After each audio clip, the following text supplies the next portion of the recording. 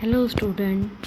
तो आज हम जियोमॉर्फोलॉजी फर्स्ट यूनिट का फर्स्ट टॉपिक करने जा रहे हैं, फंडामेंटल कॉन्सेप्ट ऑफ जियोमॉर्फोलॉजी। तो ये जो फंडामेंटल कॉन्सेप्ट था जियोमॉर्फोलॉजी का, ठीक है। तो प्रिंसिपल ऑफ जियोमॉर्फोलॉजी सबसे पहले बता देते हैं कि जो प्रिंसिपल ऑफ जियोमॉर्फोलॉजी है वो दिया था डब्ल्यू डे थॉर्नबरी ने, ठीक है। स्टार्ट करते हैं हम। कुछ जियोमॉर्फोलॉजिकल थॉट आएंगे एंशियंट पीरियड के। जैसे सबसे पहले आते हैं अपने हेरोडोटस। हेरोडोटस क्या थे? ग्रीक हिस्टोरियन थे। इन्होंने एक कॉन्सेप्ट क्या किया था, पोस्टुलेट किया था। इन्होंने बोला था कि जो नाइल है वो क्या है, इजिप्ट के लिए गिफ्ट है, ठीक है। Egypt was the gift of Nile. तो इन्होंने इसको क्या किस लेटर से डिनोट किया था? डेल्टा। इसने ट्रायंगल बना के इसको क्या फीचर दिया, मतलब इन्होंने डिनोट किया था इस वर्ड को डेल्टा से, ठीक है। फिर आते हैं अपने एरिस्टोटल। एरिस्टोटल अपने ग्रीक फिलोसफर थे। हम ये बात कर रहे हैं एंशियंट टाइम की, ठीक है। तो उसमें कुछ यहाँ से भी क्वेश्चन कभी कभी पूछ लेते हैं यूजीसी नेट में, तो इसलिए हम अपने हर एक कॉन्सेप्ट को बहुत अच्छे से करते हुए चलेंगे। सबसे पहले बताया हेरोडोटस आए। हेरोडोटस की मेन चीज़ें हैं जो पॉइंट टू पॉइंट मैंने वो यहाँ लिख दी हैं, आप इन्हें ही याद रखना कि हेरोडोटस ने क्या लिया था, क्या कॉन्सेप्ट दिया था, और हेरोडोटस कौन थे, क्या थे, कहाँ के फिलोसफर थे, क्या थे, ये सब चीज़ें याद होनी चाहिए। क्योंकि कभी कभी पूछ लेता है कि हेरोडोटस बताओ क्या ग्रीक फिलोसफर थे, हिस्टोरियन थे, या मैथमेटिक्स थे, कुछ भी बोल सकता है XYZ। तो हेरोडोटस कौन थे? इन्हें फादर ऑफ हिस्ट्री भी बोला जाता है।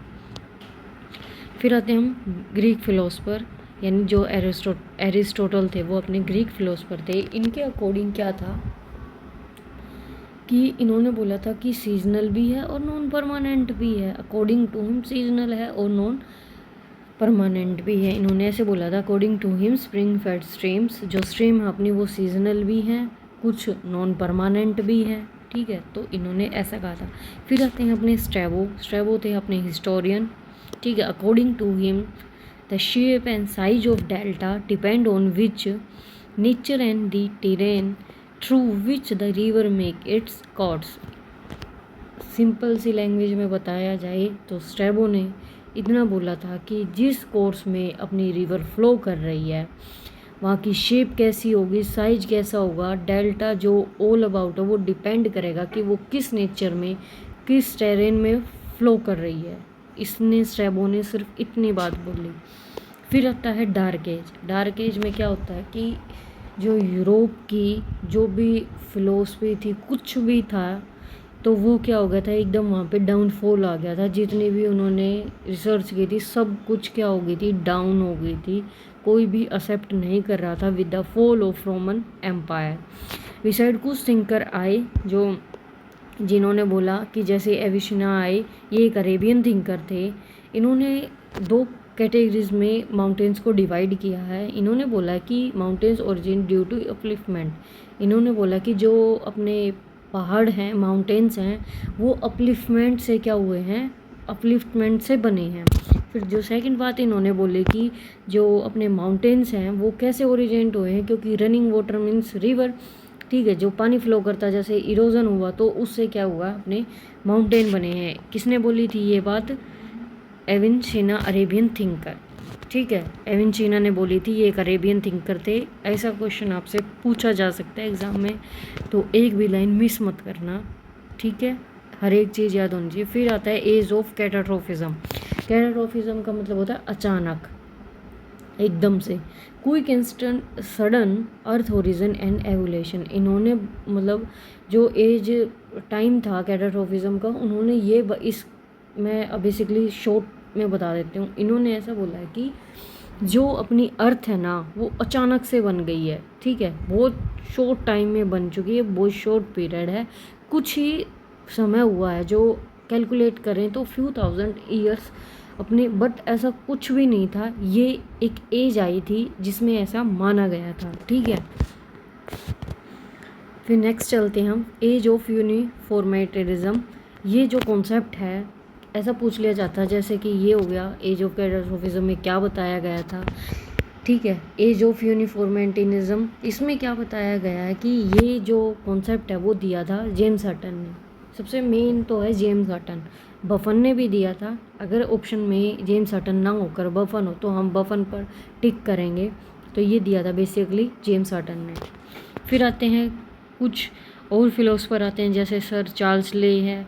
तो उनकी जो बुक थी वो थी प्रिंसिपल ऑफ जियोलॉजी। क्या थी? इन्होंने 2 वॉल्यूम्स में दी थी प्रिंसिपल ऑफ जियोलॉजी। याद रखना, बुक्स जरूर पूछी जाती हैं। Origin and species of Charles Darwin.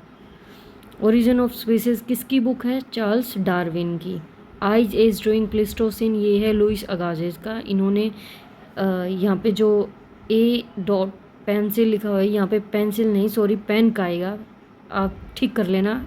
Arthur पैंक and Bruckner ने कुछ एग्जाम्पल दिए थे। ये क्वेश्चन 101% श्योर ये क्वेश्चन आता है। गूंज मिंडल रिशवुम, यहाँ मिंडेड की जगह मिंडल आएगा, तो गूंज मिंडल रिशवुम। ठीक है। फिर कुछ आते हैं फंडामेंटल कॉन्सेप्ट की बात करेंगे हम। तो हम बात कर रहे हैं फंडामेंटल कॉन्सेप्ट की। 3 कॉन्सेप्ट हैं। The same physical processes and laws that operate today operated throughout geological time. Basically इस लाइन का मतलब है कि जो भी प्रोसेसेस फिजिकल की आज हो रही हैं वही सेम प्रोसेसेस क्या होती थी जियोलॉजिकल टाइम में, सेम प्रोसेसेस होती थी जो आज प्रोसेसेस हो रही हैं।